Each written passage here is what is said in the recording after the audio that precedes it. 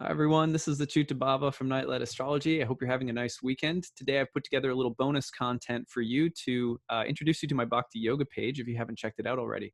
So most people who like my content usually comment on the fact that they enjoy the way that I kind of blend astrology with ancient philosophy and mysticism. To that end, I was getting a lot of requests from people asking me to create more content directly related to yoga philosophy and bhakti yoga in particular. And so I decided to make that content on a separate channel, a separate page for people who are interested in checking it out and diving more deeply into yoga philosophy directly, into the practices of bhakti yoga. So I thought that I would give you an introduction to that page and channel if you haven't heard about it yet or if you haven't checked it out. So I'm sharing with you the first video that I made today, which is just an introduction to Bhakti Yoga. I hope you'll find it interesting. And if you enjoy it and want to receive more content on Bhakti Yoga, it's free. Just go to my website, nightlightastrology.com, click on the Bhakti tab, and you can sign up and get free updates, free, kirtan music. You can get updated talks and interviews and lectures and all sorts of cool stuff that I put out regularly for people who are interested. So I hope that you enjoy this talk on Bhakti Yoga and that you'll check it out. All right, take it easy. Hi, everyone. This is the acyuta-bhava from Nightlight Astrology, and this is an introduction to Bhakti Yoga. I'm so excited to create this content for all of you. As many of you know, this is something that I've been talking about doing for many months now, and finally able to do so after a long process of building my new website. This content is available exclusively for people who sign up to my newsletter, and there's a few reasons that I'm doing that. One, I want to give a little thank you gift to those people who subscribe to my newsletter, and many of which are people who are really the engine for my annual Kickstarter campaign and supporting my work year round. And the second reason, perhaps even more important, is that I really want people to come to this content who are interested, who are seeking more knowledge or information about Bhakti Yoga specifically, who may resonate with that particular dimension of what I present as an astrologer. You have no doubt heard me talk a lot about yoga, yoga philosophy, bhakti, karma, devotion, and things like that. And many people have asked me to do more content on this material, but I have wanted to be careful because obviously this is sacred content to me. This is my own personal spiritual faith practice, and I want to share this with people who have already sort of said, you know what, I'd like to learn more about that. And so having people sign up for my newsletter is also a way just to kind of ensure that I have people listening who really want to be here. It's important to do that, not only to safeguard the sanctity of the material and my own heart, because it's a little bit more vulnerable in this area, but also because, as Krishna tells us in the Bhagavad Gita, and we should never try to, be too over the top with subjects of spiritual life in an audience of people who are not hospitable to the topic, because it can actually turn them off in a deep way. So, as many of you know, my material is replete with spiritual content, but to go that next step and to really talk about the practices and commitment and the deeper nectar of bhakti yoga, that's something that I think people should sign up for. People should want to do. And so I've made it totally clear in all of my social media platforms that if people are interested, they can sign up. And so that's why I'm doing this also in a more private manner. This is an unlisted YouTube channel, private content. You're free to share it if you'd like to, but there's the only way to get updates about new publications that I'll have this channel, and easiest way to access it will be through my newsletter. So all of that being said, I'm very excited to just give you in this video just a brief introduction to Bhakti Yoga, what it is. There's a lot of content that I'll be creating on Bhakti Yoga, hopefully for many years to come. So if you like this, it'll be another way of tuning into my work and focusing a little bit more on the spiritual side, a little less on the astrological side, which you'll still be able to, obviously I still have tons of astrological content coming out all the time. So just have two different rivers that you can draw from now, hopefully. So in this video, I want to talk about Bhakti Yoga, what it is. So we're going to start by just giving some very basic definitions. What is Bhakti Yoga? So let's start with the word Bhakti. In Sanskrit, the word bhakti means attachment, participation, fondness, a fondness for something or someone, homage, faith, love, devotion, worship, and purity. So bhakti, in the simplest sense, means devotion, or sort of affectionate participation, attachment, um, faithfulness, and things like that. So that's a simple definition of bhakti. But we have to put it together with bhakti and yoga. So what does yoga mean? Well, many of you may already know that yoga means union. It means to yoke. It means to unite, as in two separate things that are united or joined. And actually, yoga is basically the Sanskrit equivalent of the word religion, which comes from the Latin, and the word religion uh, in its roots, religio, which means to reconnect, as in uh, like a tendon that's been severed or cut, or to reconnect a bone that's been broken, um, to reconnect or rejoin something together. So religion and yoga are essentially the same thing. When we think of religion, we often think of an institution, and so people really get rubbed the wrong way by religion. But all the word indicates is an experience. And the experience is something that we all value, which is why so many of us end up saying, I'm spiritual, not religious. But what we mean by that is really, I'm interested in religious experience, not in institutions of religion. Understandably, there's something about institutions and laws and codes and doctrines and dogmas that often stifle us and keep us from the actual experience that we're trying to find, which is, in this sense, in the sense of the word yoga, union with, joining with, united with, connected. So we're seeking connection. And when we put these two words together, bhakti and yoga, then we get the essence of what we are seeking connection with and how we're seeking it. Bhakti yoga means that we are talking about attachment, devotion, love, worship, affection toward God, resulting in union, linking, or joining with God. So bhakti yoga is the practice of becoming attached, devoted, loving, worshipful, affectionate, toward God, in service to God. And the result of these practices are a growing sense of being in union with, linked to, joined with God. So that's what bhakti yoga means. You could say that bhakti yoga, therefore, is also the practices of loving God, the science of loving God, and the philosophy of loving God.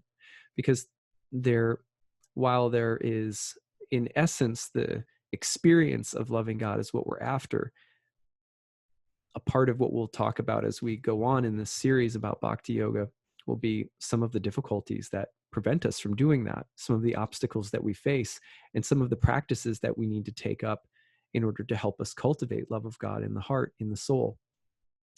So the science of loving God, meaning the study of how we go about doing this and why it's difficult. So the science, or you could say the philosophy, goes along with it. Now, in bhakti, you could say that it's a universal. It's not sectarian, even though much of what I'll present throughout my time producing bhakti yoga content in the months, hopefully years to come, is from India culturally. It has its own unique philosophy, practices, and background that, in a sense, comes from India. This is truly a non-sectarian universal path. So bhaktas will typically recognize any path of devotional love and attachment to God. And so it's very ecumenical, it's very universal. But at the same time, bhakti yoga specific to India will have, its own specific science, philosophy, and practices. And so that's what I'll be presenting. But just so that you know from the get-go that this is a philosophy under which one can take shelter very easily and recognize the presence of bhakti in many different paths in the world.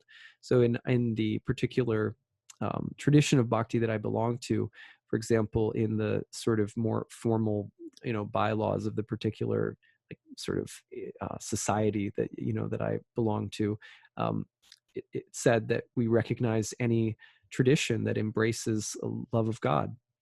So um, that's the sort of universal component. Um, Something else that's kind of interesting, just historically and culturally, is that roughly 68% of quote unquote Hindus, which isn't really an appropriate, it's not a word that really refers to a religion as much as it is a word that refers to a very wide group of people practicing a pretty wide variety of religions. But roughly 68% of what we might call Hindus living in India are Vaishnavas. And of those Vaishnavas, many of them practice Krishna Bhakti, that is Bhakti Yoga. So it's very, very common in India, Bhakti Yoga, the devotion to Krishna, who is seen as Vaishnavism, of course, refers to the worship of Lord Vishnu, and uh, Krishna is Vishnu. And so Krishna will be talked about philosophically as slightly different from one group to another. In Bhakti Yoga, we say that um, Krishna is the name of God. Krishna is the name of source. It gets pretty interesting when you start parsing out the intricate metaphysics of Bhakti Yoga. For example, Krishna also is seen and worshipped in relationship to his feminine energy consort, who is called Radha. And so the two go together. There's kind of a feminine and a masculine component. Um, but at any rate, all of this is just to say that a lot of people living in India will be deeply familiar with Krishna Bhakti. And you could also, a fun comparison that I've made, and if any of my teachers or elders are listening and I'm way off base on this, then let me know. But in a similar fashion, you could say that there's Islam and then there's Sufis. And Sufis are sometimes described as a mystical subset of the practitioners of Islam, and they actually have a lot in common with Bhaktas in the sense of being devotional, um, the practice of intimate, personal, mystical, ecstatic love of God that they practice this in particular. And so Sufis are kind of this mystical subset of the larger practitioners of Islam, you could say. And in some ways, that's similar to how the particular ecstatic practices of Bhakti Yoga, the yoga of loving God, mystical, sort of beautiful art of loving God, are in relation to a broader population who might be considered Vaishnavas. So that's just historically speaking something that's kind of interesting. Um, now, um, the emphasis of Bhakti Yoga is on the awakening of the soul. The practices of Bhakti Yoga are designed to do two things, you could say. This is, again, like I'm very much a neophyte on the path. So I'm just doing my best to communicate what I've understood so far. But the emphasis of Bhakti Yoga is on the awakening of the soul and its simultaneous relationship with its completely unique, personal, and loving relationship with God. So the idea of these practices is to both awaken the remembrance that, hey, I'm a spirit soul. I'm not ultimately this body, and or this temporary ego form that I have, and also um, I am in a completely and utterly wonderful and intimate relationship with my divine source. So that's the goal, you could say, the simplest goals of Bhakti Yoga. Now, the primary practices of Bhakti Yoga, I believe it's the 7th canto of the Srimad Bhagavatam, called the Bhagavat Purana, which captures it's one of the worshipped scriptures of Bhakti Yoga. And it is complete with all sorts of instructions on how to the science of loving God, and it is complete with all these beautiful stories. I mean, just amazingly beautiful stories about really amazing devotional beings and people who have, come before and taught us about this art of loving God. And I think it's the 7th canto. There's a little boy named Prahlad Maharaj, and he's a little boy who has a particularly nasty father, and there's a whole story about him and his father that I'm going to tell in a future video. But there's a scene after his particularly demonic father has been vanquished that he explains sort of what the processes of devotional life are, what you need to do to take to the process of bhakti yoga. And he gives 9, if I remember correctly. But there's 3 of them at the top that I'm going to focus on as the primary practices. And these practices are also considered and talked about by many of the um, acharyas and gurus in the tradition as like the top most important. So, and these are what you'll also get by virtue of just taking in this material. You'll be able to participate and start your own bhakti yoga practice if you want to, just by doing these 3 things. So the first one is called Shravanam in Sanskrit, and it means hearing. It turns out that, you know, in the Vedic tradition in general, in the yoga philosophy tradition in general, that sound is so important. This is why mantras are important and chanting is important, and reading sacred scriptures are important. Sanskrit is thought to be a kind of divine language. And also the mantras that come from the spiritual that are used in spiritual life are thought to come from the spiritual world. So there's this interesting distinction that's made between sort of material noise and spiritual sound. And you know the difference, because if you've ever listened to something or taken something into your ears from somebody that's filled with anger or gossip or falseness or lies, deception, you can hear it and it affects you. It's like bad juju coming into your ears, you know? And when you hear sacred sound vibrations, it's a completely different experience. And the experience is medicinal. It's like the water in your body. If you think about everything in your body being made of water, and you hear certain sounds coming across, you've ever been to a sound bath or something like that, you know that the sacred sound has a way of just purifying your whole kind of being just very quickly. So similarly, in bhakti, we say that hearing is one of the most important practices. Hearing is broken into a lot of different categories. When we chant the names of God and mantra practice, we're hearing the sound, sacred sound vibrations. When we chant kirtan in a group of people singing call and response devotional music, we're hearing sacred sound vibration.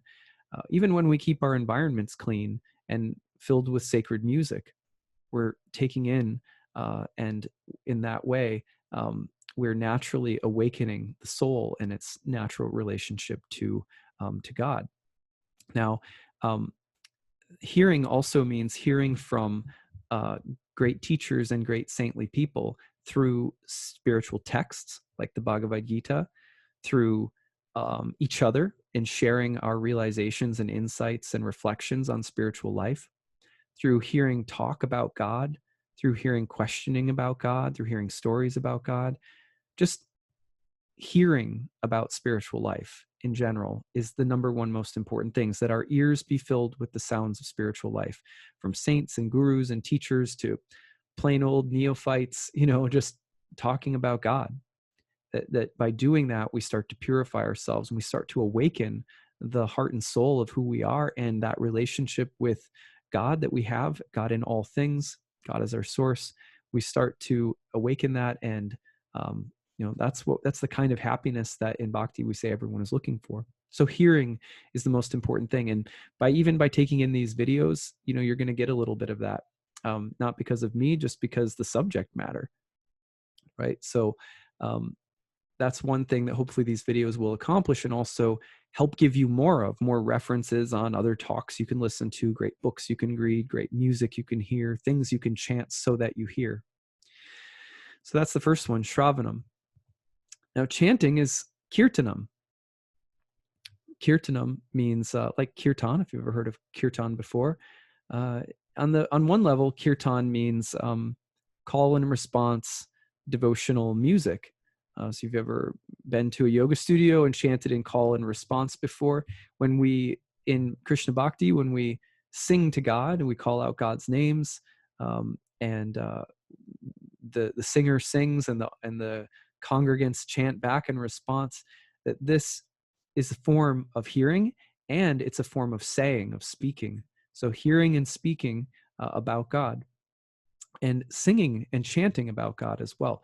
Chanting also through, in Krishna Bhakti, through the maha-mantra, which is a specially prescribed mantra for the age of Kali Yuga, the age of quarrel and conflict. And um, this maha-mantra is something that I will be presenting some more, basic sort of instructions on how to chant and incorporate into your daily life if you're interested. And I'll be doing that in future videos. But the maha mantra I'll be teaching you, that I practice every day, that bhaktas all around the world practice every day, is Hare Krishna, Krishna Krishna, Hare Hare, Hare Rama, Rama Rama, Hare Hare. Hare and Krishna together is sort of like praising God. Hare is a little bit like hallelujah. It's evocative. It's calling out. So it's Hare Krishna, Hare Krishna. And then Krishna Krishna, Hare Hare. It's repeating the same thing. In some ways, I had a teacher once say that you could think about it as Krishna calling back in response to us. And this mood of loving exchange is being amplified through Hare Krishna, Krishna Krishna, Hare Hare. And then Hare Rama, calling out again to Rama, who is like the storehouse of pleasure and bliss and goodness and strength. And Rama Rama, Hare Hare. So it goes the exchange back and forth again. So we chant the maha mantra on beads, on japa beads, and that's a big practice of bhakti yoga that, again, if people are interested in, I'll be doing a video explaining how to chant and telling you where you can get beads if you need them and stuff like that. It's a really good practice to have. It's completely changed my life. I've had a lot of different spiritual practices over the years, and this is far and away the most medicinal, intimate, lovely practice that I've found. It is a practice like anything else. It takes some work, but I really enjoy it, and I feel like it feels like it's my very life and soul. So, I'm really happy to hopefully share that with some of you. Now, that's the second one, kirtanam, chanting. And then remembering, which is called Vishnu Smaranam. And there's a funny rule in Bhakti. I always liked it, that I don't remember the first time I heard it, but it says there's two rules in cultivating Krishna consciousness and cultivating Bhakti yoga, which is never forget Krishna and always remember Krishna. The first one was always remember Krishna, and the second one was never forget Krishna. So remembering, and remembrance is, if you've ever really been in love with someone, think of how easy it is for you to think about that person that you're in love with, to think about what they need or what they want, or how you could help them, or how you could do something sweet, how you could express your love or devotion. So similarly, the third practice is remembering. And we could say that something else that we're doing with everything in Bhakti is amplifying the degree to which we naturally think of and remember, as George Harrison said, my sweet Lord. So how do we remember God in everything that we do, and build that remembrance so that it's really our heartbeat? I'm not good at it at all, but I feel like there's nothing worth my time more than learning these things, because any tiny little speck of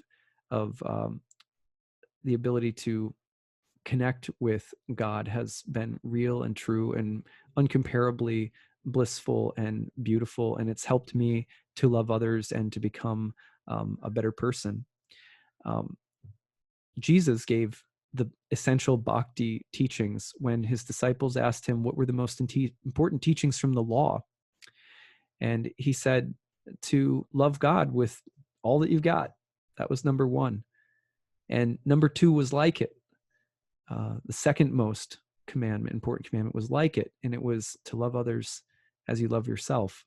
And so we know that when in Bhakti Yoga, we say nothing that we could change externally about the world or about our lives, trying to change the faults and flaws in a mechanistic way, correct them, will work unless we have first changed the heart, the soul, and the consciousness, awaken the soul and its natural loving relationship to source. That from that center, that well that we draw on and give to, that it's that relationship, cultivation of that relationship, that makes anything external that we have to share,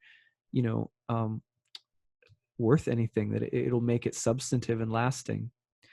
So that's the kind of why we do all of these things.